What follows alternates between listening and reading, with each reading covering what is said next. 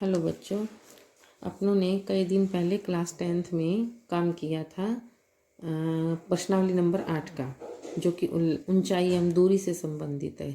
ठीक है, height and distance से। ठीक है, लेकिन उसके बाद अपनों ने काम किया नहीं, क्योंकि मैंने वीडियो डाली ही नहीं। क्योंकि आपको पता है दीपावली का मौसम चल रहा है, तो साफ़ सफाई हर कोई कर रहा है, तो मैंने भी थोड़ा बहुत किया घर पे। और साथ में सिलेबस भी अपना आ गया, वो भी वीडियो हो सका तो मैं आज रात को, नहीं तो कल रात तक डाल दूंगी, वो भी आप देख लेना सिलेबस का भी।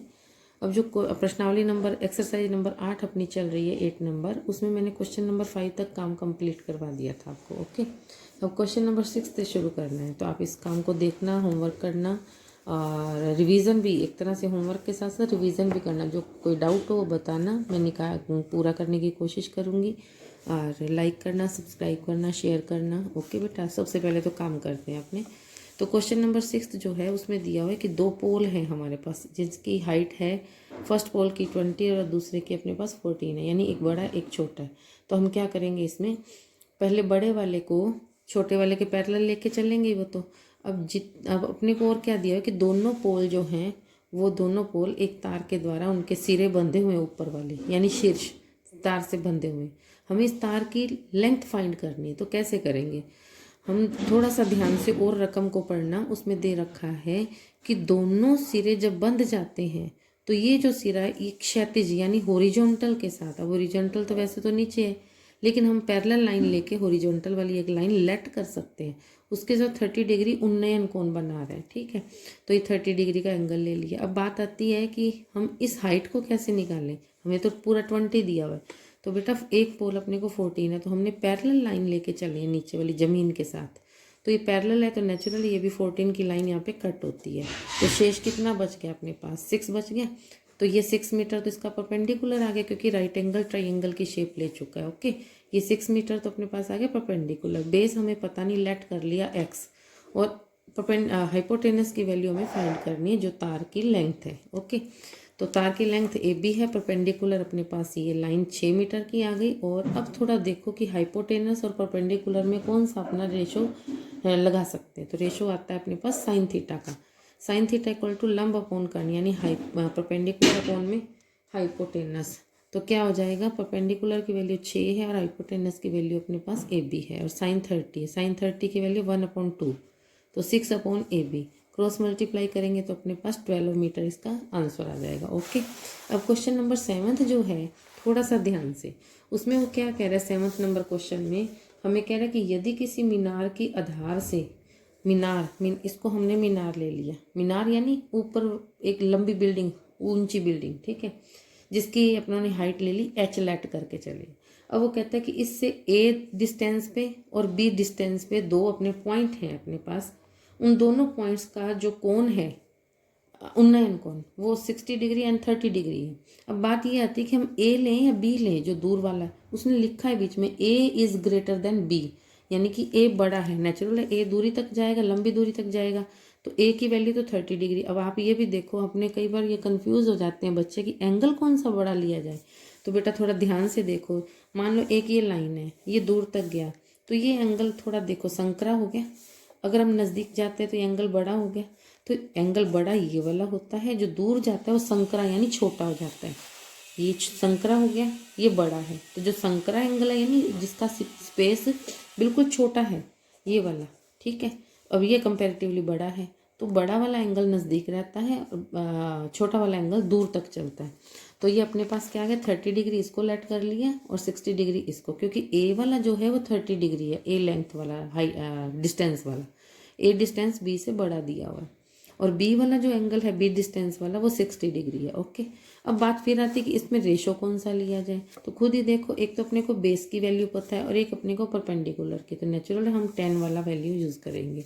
तो थीटा जब अपने पास 60 डिग्री है तब क्या करेंगे, जब थीटा 60 डिग्री है तो परपेंडिकुलर तो सेम रहेगा, एच आएगा, और बेस अपना बी लिया जाए, क्योंकि 60 डिग्री यहाँ तक खत्म हो जाता है, आगे 30 की वैल्यू शुरू होती है, ठीक है। तो 10 theta is equal to p upon b, फॉर्मूले के अनुसार, परपेंडिकुलर अपॉन में base, 1060 is equal to H upon b. 1060 की वैल्यू होती है सारणी के अनुसार, मैंने आपको बताया हुआ है, √3 is equal to H upon b.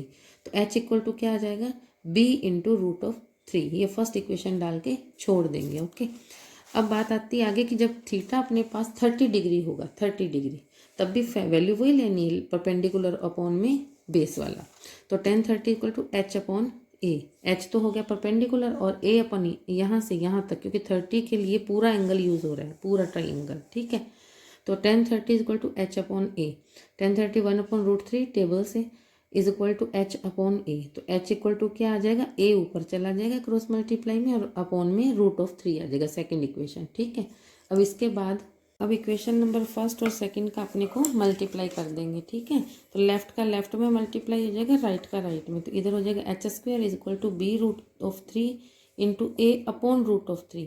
तो √3 से √3 ऊपर नीचे डिवाइड और मल्टीप्लाई में जो होता है वो कट गया, इक्वल आ गया ए बी। लेकिन हमें h की वैल्यू फाइंड करनी है, तो h निकालेंगे तो इधर भी रूट निकाला तो h बन गया, इधर का रूट निकालेंगे तो अब डिजिट तो है नहीं जो रूट निकालें, तो √AB आ जाएगा। ये इसका आंसर कंप्लीट हो गया। ओके, अब क्वेश्चन नंबर 8 जो है अपने पास, उसमें देखो जरा अपने को क्या कहा गया 8 नंबर क्वेश्चन में। 25 मीटर ऊंचा एक स्तंभ है, उसके शीर्ष से एक मीनार के शीर्ष का उन्नयन कोण। तो 25 मीटर ऊंचा अपने पास, इधर डायग्राम गलत हो गया था। तो 25 मीटर ऊंचा अपने पास एक स्तंभ है, ठीक है। और स्तंभ के शीर्ष से, ये स्तंभ का शीर्ष लिया। अब कहते हैं एक मीनार है, ये मीनार हो गई। मीनार के शीर्ष का उन्नयन कोण, शीर्ष से एक मीनार के शीर्ष का उन्नयन कोण। तो ये अपनी मीनार है, मीनार का उन्नयन कोण लेना है। तो उन्नयन कोण अपना ये हो जाएगा, ठीक है। स्तंभ के शीर्ष से मीनार के शीर्ष का उन्नयन कोण, तो ये हो जाएगा। और मीनार के पैर का अवनमन कोण समान है। अब थोड़ा सा ध्यान से करना पड़ेगा अपने को, लाइन में दोबारा पढ़ के बताती हूँ क्या बोल रहा है वो। स्तंभ के शीर्ष से, स्तंभ का शीर्ष तो ये हो गया, मीनार के शीर्ष से, थोड़ी भाषा अजीब सी है। मीनार के शीर्ष से स्तंभ के शीर्ष का उन्नयन कोण ये वाला है, ठीक है। और उसके किसके, मीनार के पैर का, मीनार के पैर का अवनमन कोण किससे, स्तंभ का ही शीर्ष ही लेना पड़ेगा। और दो ही तो चीजें हैं, मीनार का पैर हुआ तो अवनमन कोण लेना है तो शीर्ष के, स्तंभ के शीर्ष से ही लोगे। अवनमन कोण कैसे होता है, ये वाली जो हॉरिजॉन्टल लाइन बनानी पड़ती है और इसके साथ ये थीटा चलता है, ठीक है। कहते दोनों कोण बराबर है, तो ये थीटा है तो ये भी थीटा है। ओके, ये जो थीटा लिया गया है ना बेटा, ये अपने को इस थीटा से एकांतर कोण लिया है हमने, दे तो ये और ये रखा, ये तो है उन्नयन कोण, मैं लिख देती हूँ, ये तो है उन्नयन कोण और ये है अवनमन कोण। ये जो थीटा लिए इसके कारण लिया गया, दे नहीं रखा, हमने बनाया है, ठीक है।